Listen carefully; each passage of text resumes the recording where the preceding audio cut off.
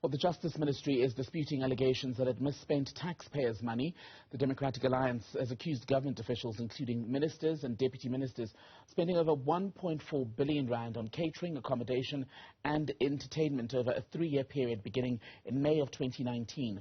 It claims the Department of Justice and Correctional Services has spent about 293 million rand on those things. Let's talk about this then with the spokesperson for the ministry, Chrispin Phiri, who's with me in studio this afternoon. Chrispin, welcome. So let's begin first with a figure of 293 million, which your department is said to have spent, the ministry or the department, on catering, entertainment, accommodation. How much was actually spent? Is that figure correct? No, that figure is accurate. What is inaccurate is how the DA portrays how that money was spent. And in their press statement, the DA say the Department of Justice and Correctional Services. And we do point out that there is no such department. It's the ministry, that is the Justice and Correctional Services, but they're two separate departments with two separate accounting offices. So they say that money was spent on partying. And that's what we dispute. The characterization of this expenditure as though it was done only in one financial year as well, according to the DA statement. They don't say it was done over 3 years. That's the information that we have now brought to the fore to say this is money that has been spent over 3 financial years in pursuit of government work, not in pursuit of partying, as the DA has tried to portray in their statement. So, in essence, what we're saying is the information is correct, but how it is portrayed is very important, because if you had read the DA statement, you could swear that this is money that was spent firstly on partying, and secondly, it was spent in one financial year, especially during COVID, because the opening statement of that DA statement says, whilst the country is reeling of floods, and whilst we were in lockdown, this is how much your government has spent. But 293 million, Chrispin, is still a lot of money. Well, how many trips, how many meals would that have covered? How many hotel stays? Yes, indeed. So let's put that into perspective. We have 16,500 employees, 700 courts across the country, which need to be serviced in one way or another by officials. In that 16,500, we also include magistrates, who would require to travel between various provinces in pursuit of their work. So that is where that expenditure is incurred.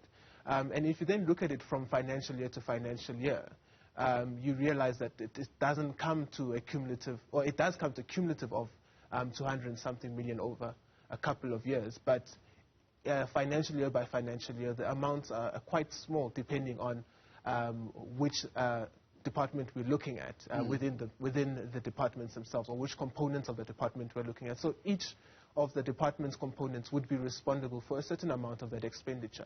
We're also talking about, for instance, in some instances we've held imbizos, albeit with a small amount of people present, but that is expenditure that has been incurred by the department. You would have seen that the Department of Justice has been going around, particularly in the last couple of months, promoting the 25th anniversary of the Constitution. Can you say, though, Chrispin, that for every rand spent, there was value for that money? Well, that's why we have committees like SCOPA, we have the Auditor General. They actually audit this expenditure, and they're able to say, can we actually account for this? And at the end of the year, where they find that some of this expenditure was irregular, or some of it was fruitless and wasteful, people have to be held to account, but that's the Auditor General who makes that finding. So we cannot just thumbsuck this idea that this money was not fruitfully spent without the evidence from the requisite body who actually examines these facts from time to time and who has the skills to do so. We must point out that the Democratic Alliance is entitled to hold us to account and ask us critical questions, but the manner in which they present information must be done in a way that South Africans can truly see that, yes, indeed, the facts do point to a mis-expenditure here. But here, it's just conjecture. So you cannot, am I right to say, at this stage, you can't confidently or entirely say that each and every rand was spent in the right way? Of course, given that you're still saying you're open to being presented with the evidence that it wasn't. That's why we actually even put these amounts forward to Parliament to begin with. They can then examine how this expenditure was conducted and whether it was fruitless or whether it was not. But the DA are not that type of body, and they shouldn't present that information as though it was misappropriated without the evidence, because you create a perception that we're always finding very hard to refute in some instances, but you create a perception that just really doesn't aid the development of our democracy in any way.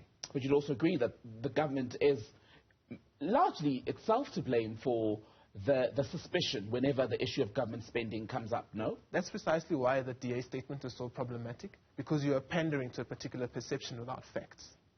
Is it entirely perception?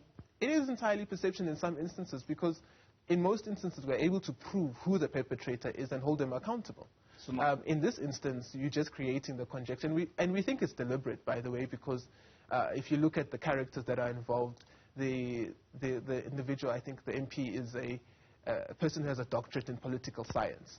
So this is someone who knows how to present information in a particular way. But also it's a shadow minister for public administration. So you know how public administration ought to work, and that the services of government, or people who pursue the services of government, don't do so from their back pockets. They do it at a certain cost to the fiscus. 293 million, as you say, spent over a period of 3 years, which you, as the department, say you feel is it's justified, given the time and the number of people who are moving around for whatever reason. Government has said that these are tough economic times. Even people are having to cut down on what we can and cannot afford. Are you now, as the ministry, as the department, looking at bringing down costs for accommodation, travel, catering? That's certainly a conversation that we can have. But that's not the conversation that the Democratic Alliance brought to the table. Is it a conversation you will start? It is certainly one, but it's also then dependent on how we review what has this money been spent for, and was it worth it.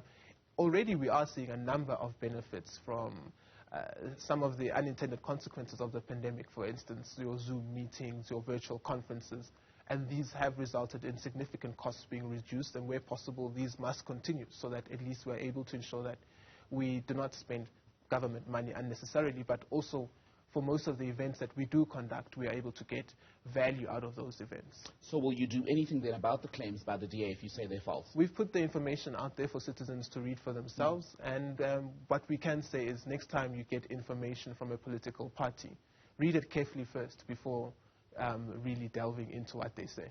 Chrispin Phiri, thank you so much for your time.